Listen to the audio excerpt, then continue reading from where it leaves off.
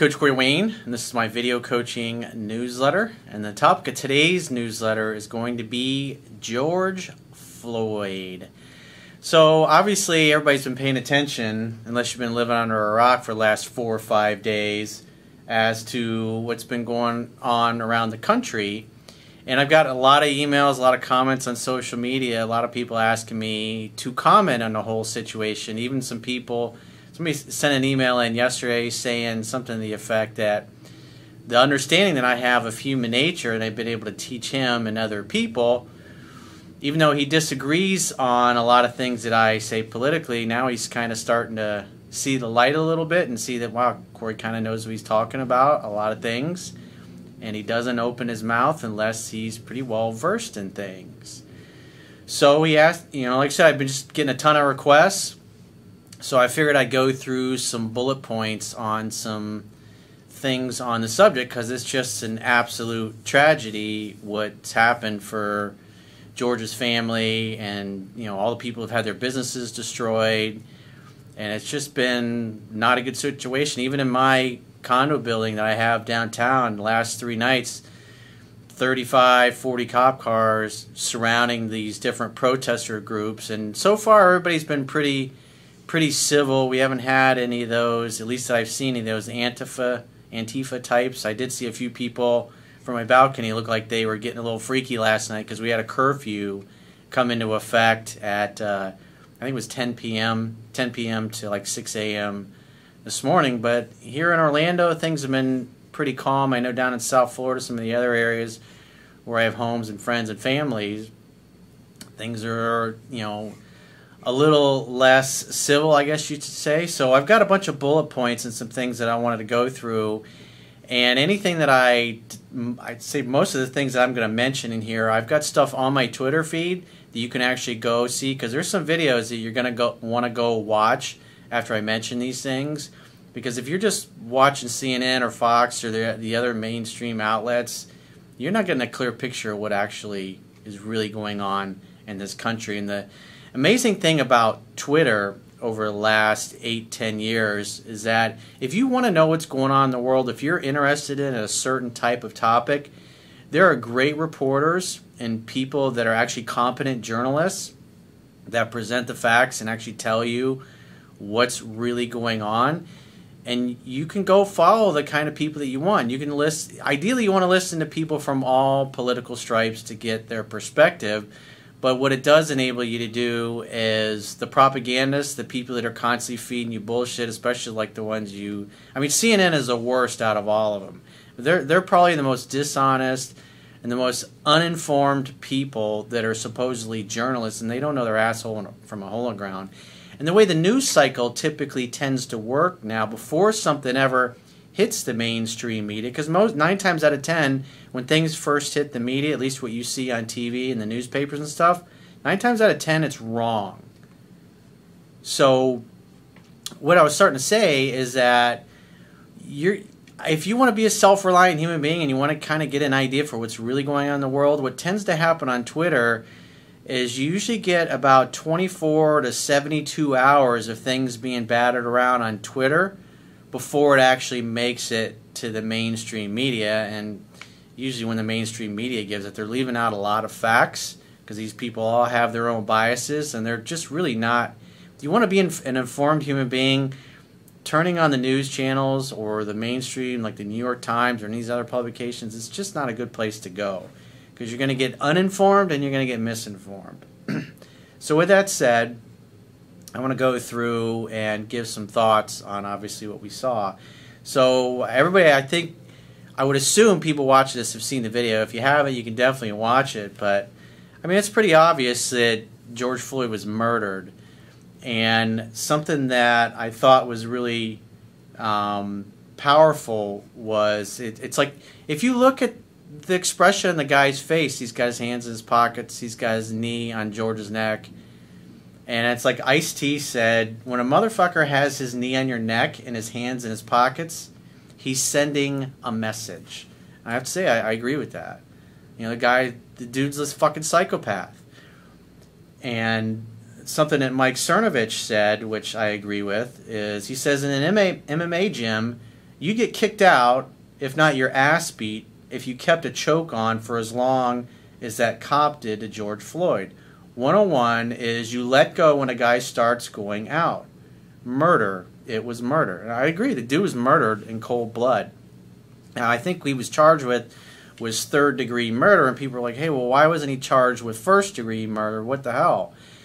Well, you could charge him with first-degree murder, but the way the statute reads, he would basically have to say, I'm going to go kill George Floyd and be premeditated murder. That's so you have to charge him with something that actually can get convicted. Because if you overcharge and what actually happened doesn't match the statute, then the guy just gets off. And then obviously everybody's going to be really pissed off.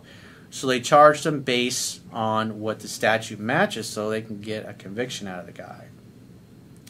But I also wanted to bring to your, this is something that's really interesting about George's killer, is like this guy had like over a dozen complaints against him, and apparently he killed somebody in the past.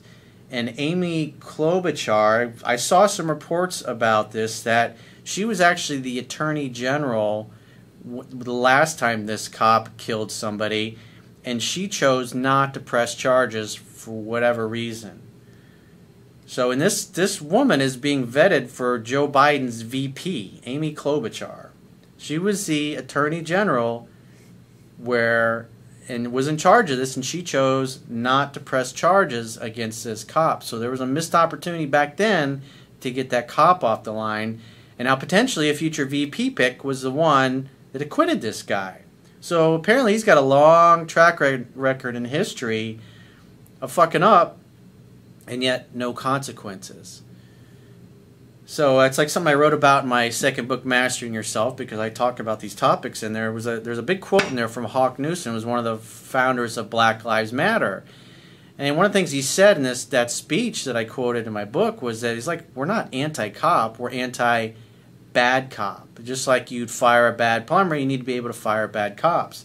And obviously, in this case, you had a bad cop that just, you know, when you have incompetent leadership, and here's the other thing, is 95% of all incumbents get reelected. So no matter what happens, we're only going to change in this next election cycle maybe about 5% of our politicians. And then we all get pissed off at each other because nothing changes. Well, we keep electing the same damn people over and over. It's like, how could things change? I mean, seriously, how stupid can we be to keep voting for the same people? So you have incompetent leadership in charge of some of these cities. Obviously, Klobuchar being one of them. I think she's a senator now, or maybe she's in Congress. I can't remember off the top of my head, but potentially a VP. She's already got a track record of incompetence and allowing these killer cops to just fucking slide by. Why would you want to elect somebody like that for vice president potentially? I mean, seriously. But I also want to call, because, you know, it's just not a black or white issue, but, you know, the media only tells us about the black people that are murdered by these incompetent cops. There's actually a video, at least it's there right now. There's a guy, his name was Tony Timpa, and he's a white guy. And you could see the body cam footage, and you hear all the conversation with these cops as this guy he's slowly being killed by these cops, and they're all laughing and joking around about potentially killing this guy. And even after the fact, as the guy's being led away in a gurney, the cops going, gee, I hope they didn't kill him. I mean, all you got to do is watch the video, and you see these cops are a bunch of incompetent fucking fools that weren't trained properly. And they should have been fired. But that's what happens when you have incompetent government leadership. What do you expect? And, you know, some of the things that I've talked about in the documentary that I did on the Second Amendment, because after, you know, the last couple of years, I've been training a lot with firearms with my firearms trainer, and he trains a lot of police departments, a lot of SWAT guys, military units, and I've watched police shoot on the gun range. I've seen their targets, and the overwhelming majority of them can't shoot for shit. Now, here's the reason. They're too cheap and they're too lazy to spend money on ammunition and people to train with. So once a year, they go to the gun range and they have to qualify with their weapon. They treat a gun as a tool instead of a responsibility. And anybody who knows anything about shooting is a perishable skill. You have to practice on a regular basis. And the sad thing is, the most highly trained people in law enforcement are typically going to be your top tier operators, like your SWAT guys. But your day-to-day patrolmen that are on the streets, they hardly get any firearms training. Like I said, they're on a fixed income, they're lazy. This is not all of them. Most of them are lazy, and they're fucking cheap. They don't want to spend money on gun range fees, they don't want to spend money on ammunition, and they don't want to pay an instructor to teach them to get better. Because again, to them, it's just a tool on their little Batman tool belt. It's not a responsibility. And so when you look at things that happen, like in my neck of the woods a few months ago down in Fort Lauderdale, you had a UPS driver that was on the very first day of his job. He was all excited about getting a job. Had some guy kidnapped him at gunpoint. Guy came down out of the UPS truck while holding this poor guy, started shooting at the police officers, and I think he had 6 or 8 different cops that just started fucking blasting away because they were excited and they weren't trained properly. And so they killed the suspect, they killed the guy that was the hostage, and they killed, I think it was 2 people that were sitting in their cars on the other side of the UPS truck just from all the fucking bullets flying everywhere. Because they pull out their guns and they just start fucking blasting away and hardly hitting anything. Because again, they don't do any force-on-force training, and most of them don't know what the fuck they're doing.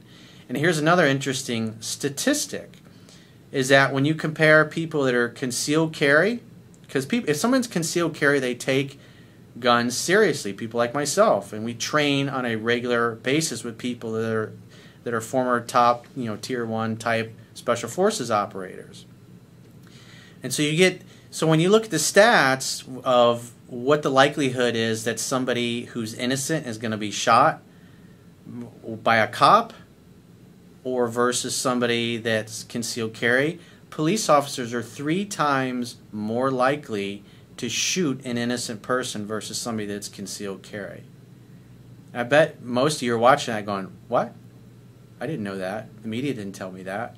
The media said that only the police should have guns. Well, when you've been around police officers handling guns and watching them shoot on the range, it's like you're going to feel really, if you know about guns, you're going to feel pretty unsafe pretty fucking quick. Because most of them, I wouldn't want to be, I don't like being around them. I leave the gun range when these guys show up. Because quite frankly, they're fucking dangerous, most of them. Because their training sucks. And that's reality. I know it's not nice, but it's fucking harsh reality.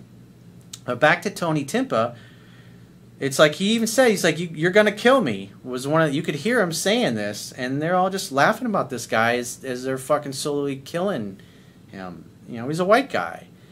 But again, you can see the whole video on my Twitter feed. It's at Coach Corey Wayne.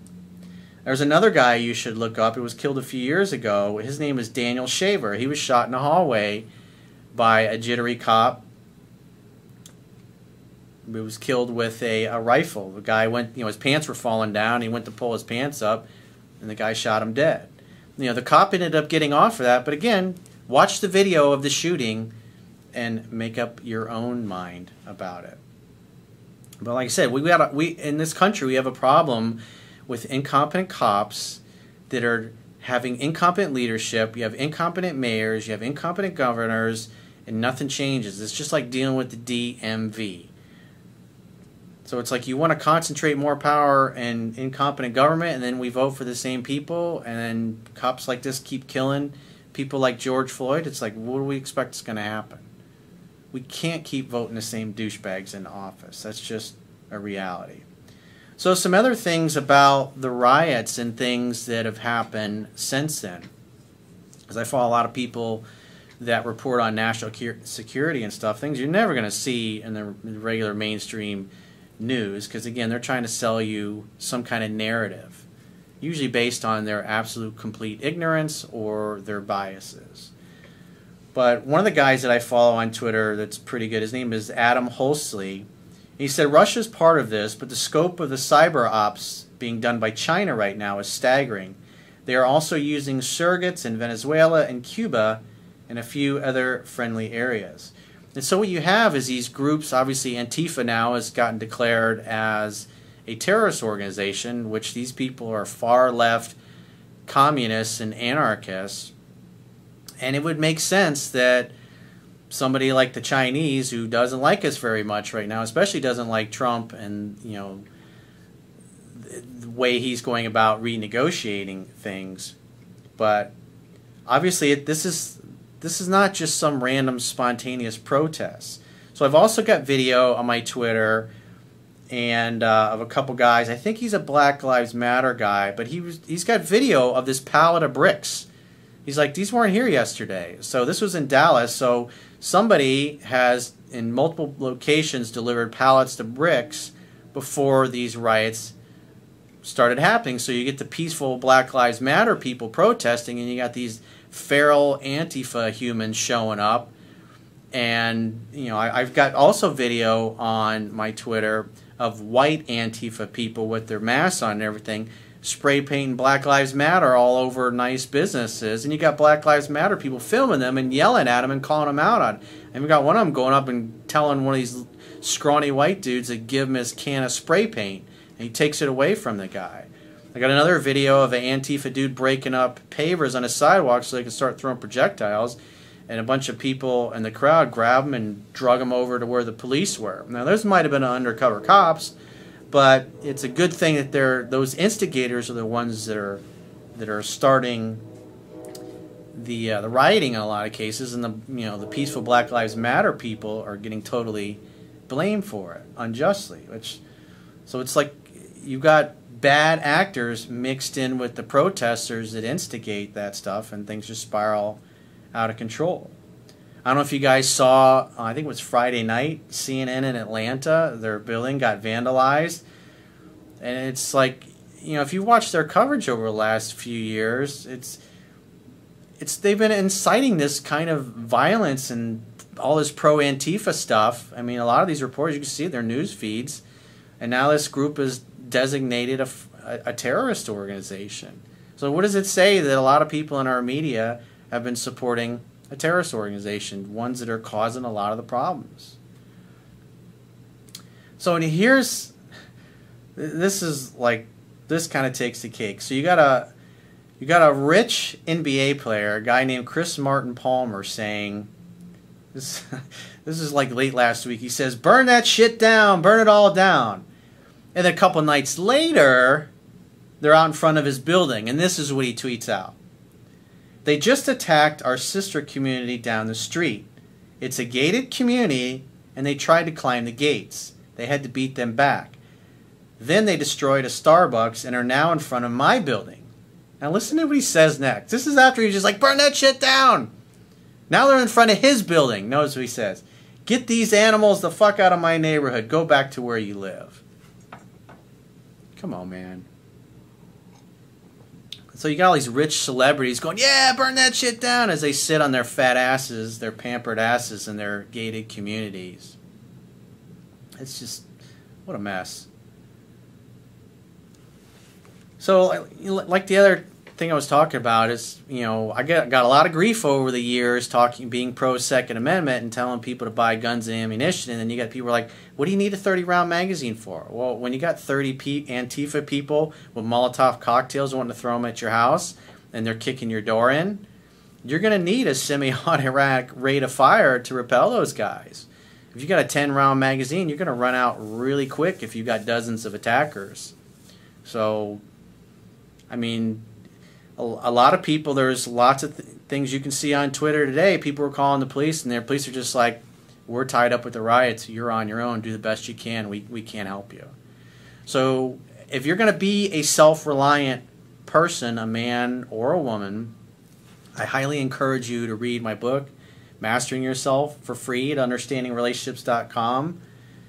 Also, buy guns and ammunition. Go find a competent trainer in your area that can teach you how to defend yourself and how to handle your family and how to treat a gun like a responsibility, not a fucking tool. If you treat it like a responsibility, you're going to practice a lot with it. It's going to become part of you. And so if God forbid you ever have to draw that to defend yourself or your business or your family, you can hit what you're aiming at, because the reality is attached to every bullet is an attorney.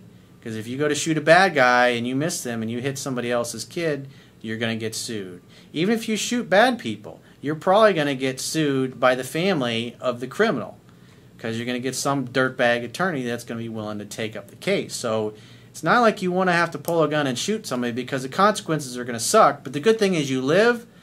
But the bad thing is that you're going to have to go to court, and it's going to be expensive. So I highly recommend also to get some kind of insurance in case you ever have to use it. I've got a policy. I think I pay like $150 a year, I think it is. I think it's like American Law Shield or something like that. But there's a bunch of different companies that do that. So go get your concealed carry, learn how to carry guns, learn how to shoot them, have plenty of ammunition to train with, and don't listen to the fucking haters. Because right now, with everything going on, you know, all that argument that only the police should have guns, it's like, that's kind of fucking ridiculous. And if the police can't come to save you because they're tied up, what are you going to do when somebody's kicking your door in? What are you going to do when people are out in your front yard because they think you have more money and they want to burn your house down with your family inside? You're just going to sit there and let them do it? What if they want to harm your neighbors? You're just going to sit there and let them do it? If the police aren't coming, what are you going to do? It's definitely something to think about. So one thing I want to say, one final thing I got to say is that one of the best speeches I've seen, I don't know if you guys have heard of Killer Mike, but he delivered a really moving, about an 8-minute speech in Atlanta the other night. It was fucking one of the most beautiful things I've ever seen. So if you go to @Coach Corey Wayne on my Twitter account, you'll be able to just scroll down over my tweets over the last couple days, and you'll be able to see what Killer Mike had to say. But it's like, he was spot on. That man was spitting some serious fucking truth. So again, go read Mastering Yourself, understandingrelationships.com. All you got to do is subscribe to the email newsletter. And if you'd like to book a coaching session with yours truly, you can go to understandingrelationships.com. And if you're interested in anything firearms related, I highly encourage you to go to Instagram, my Instagram, @Coach Corey Wayne. You can see some of the videos that I've got on there with my MPX, which is a great gun for defending your house. It's great for CQB. It's a short little, it's classified a pistol. It's one of my favorite fucking guns. I've got some, I've got video of me shooting it. It's probably like a year and a half old. I've made some modifications since, and I'll probably do a follow-up video sometime this year. But also somebody else that you should follow for firearms is John Dufresne. His Twitter, or I should say his Instagram handle is mochabear_actual. That's MOCHABEAR_ACTUAL. Anything you want to know about firearms, he is the fucking man, and he's the guy you want to listen to. So until next time, guys, stay safe, and I will talk to you soon.